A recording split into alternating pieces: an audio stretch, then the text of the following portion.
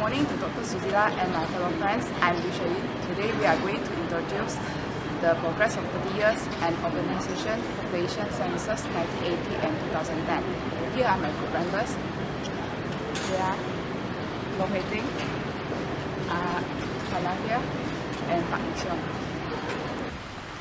Every 10 years, population and housing census are carried out by Department of Statistic Malaysia. The previous census were conducted in 1970, 1980, 1991, 2000 and 2010. The population and housing census reports provides preliminary information on living quarters, household and population by state and administrative districts in Malaysia. According to Department of Statistic Malaysia, the census data can be used in urban development. The urban development refers to how urban land is produced in the form of both building and sites for various activities. Urbanization is a dynamic process and keeps changing with development and growth. First, the urban areas for 1980 and 1991, 2000 and 2010 census do not necessarily refer to the same area, as the areas fulfilling the above criteria of urban continue to expand and grow. Literacy is one of the important elements of demographic as a good measure of human process towards urbanizations. It is an essential indicator of the socio-economic development of an area. Literacy rate within a country or region depends on many different areas. One of the biggest determinants is whether one lives in urban or rural environments. In conjunction, we have a Malaysia government planning to achieve 2020. The collection and use of population and housing census data is crucial in proper planning of policies and also development of different areas of the country from rural areas to urban areas. The objective of the study is to provide the insights to the comparison of population and housing census for the 2010 and 1980.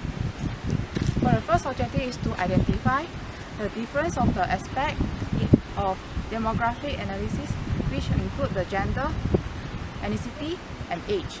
The second objective is to identify the difference in the aspect of literacy level for each strata.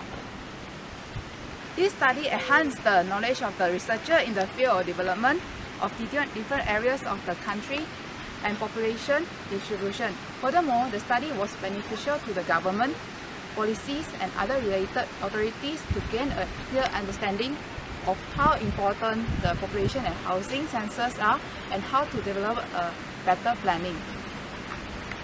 Now we will have to visit Mr. Pak Yixiong to understand about the demographic analysis of 1980 and 2010. Let's go.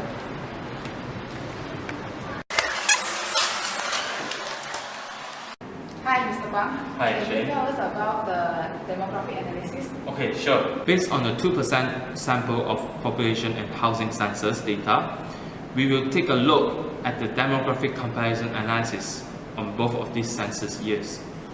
In this part, our comparison analysis will cover three main demographic data that are important for the population and housing census, which are first, the gender aspect, second, the ethnic aspect, and also the third, the age aspect. First of all, from the gender aspect, as we all know, it only contains two variables, the males and the females. On the right, this is the composition for 1980s. We can clearly see that the composition percentage are equal, 50 to 50 for both of the categories. But on the left, the composition for 2010 shows that the males composition ratio is slightly higher than the females, making up 51% to 49%. Next, we will take a look on the ethnicity composition. As we can see, the composition ratio and order is still the same. The Bumiputra is still leading in the first place, Chinese in the second place, followed by Indians and also other ethnic groups. The only changes is the percentage, where Bumiputra increased to 64% Chinese decreased to 26%, Indians slightly dropped by 1%, and others still remain the same.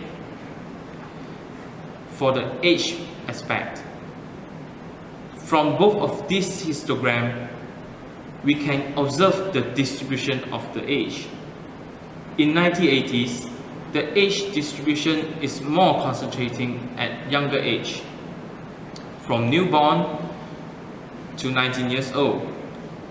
All of these categories are above 10% of the data respectively.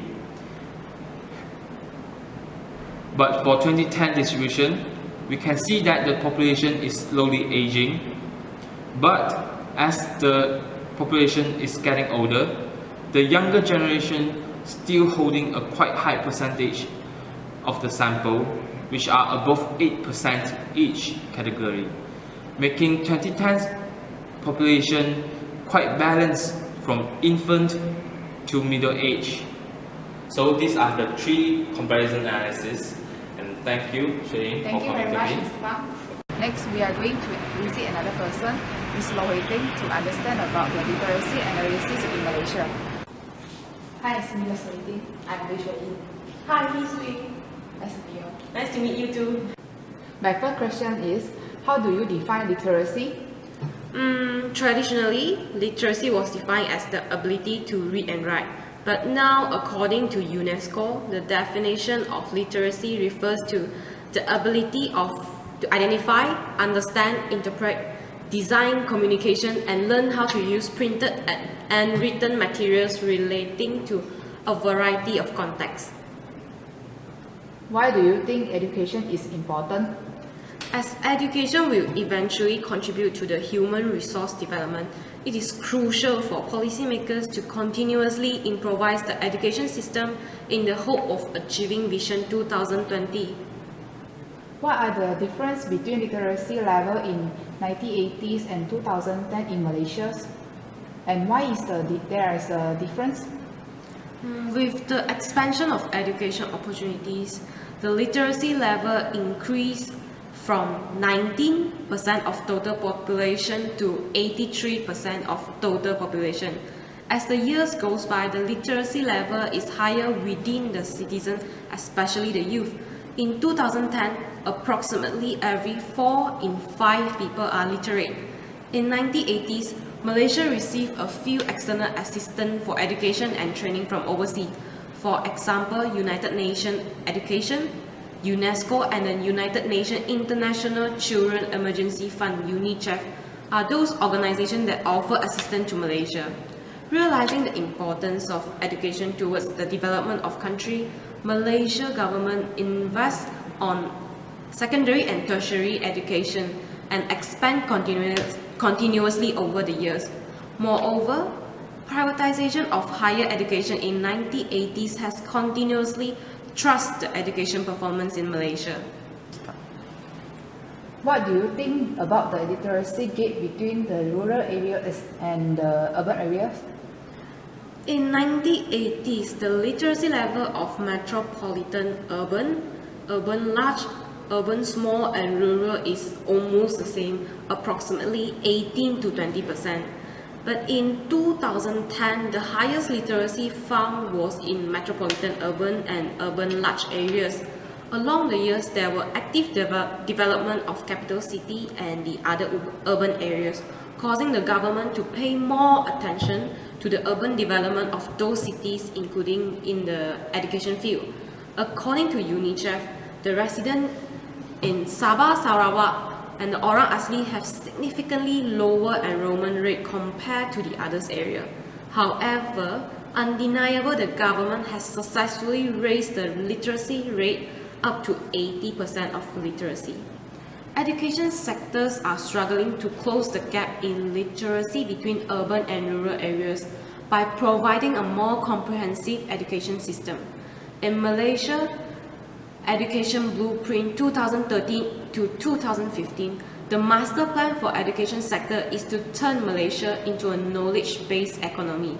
One of the main objectives in this blueprint is to raise teacher qualities, improve infrastructure for school in rural areas, and improve access to structural education. Thank you very much. Thank you, Ms. Law. Assalamualaikum and hi. My name is Muhammad Hanafiah. So we are conducting interview for our real data project. So we're gonna ask a few questions to student and staff. So let's go.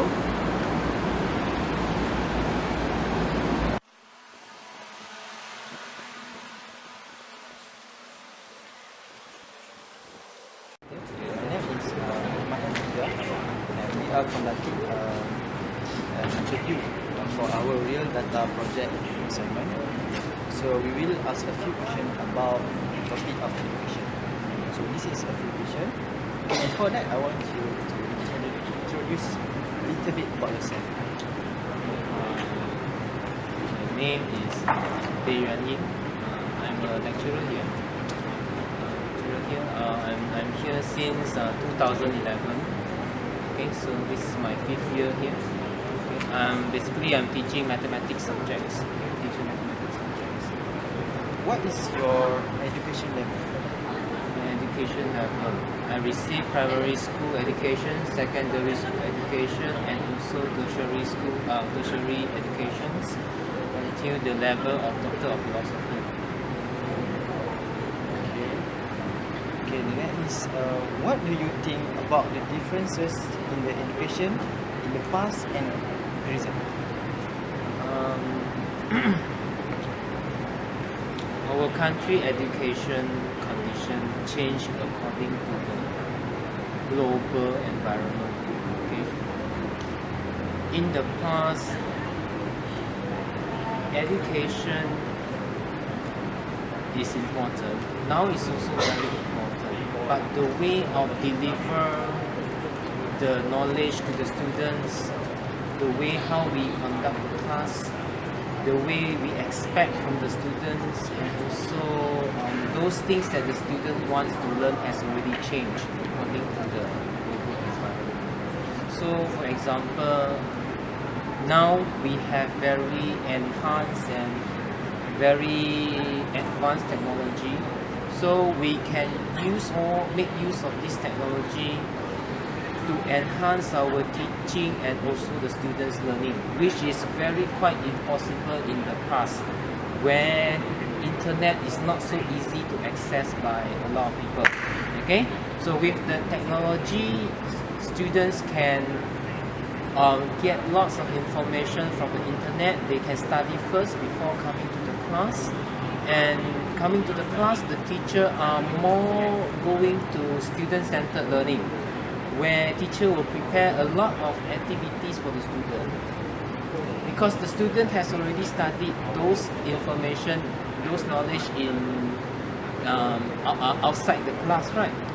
So when they come to the class, the teachers will give them activities for the students to discuss, okay? Which is not like in the past, the lecturer will stand in front of the classroom and keep lecturing. So we are transitions from a very teacher-centered learning to more to a student-centered learning. This is a transition. Once again, thank you Okay, thank you for your help. Okay. So as our conclusion, in the area of technology, the contemporary education system is not competitive enough to keep up to the trend. It is important to educate the pupils in every strata from metropolitan, urban large, urban small, and rural about technology, so that urbanization can take place and everyone are good to keep up with it. Moreover, an education system to support distance learning is necessary for students living in rural areas. This helps to cover tertiary education in all over the country and deliver high quality education to every strata. Thank you. Thank you for watching our video.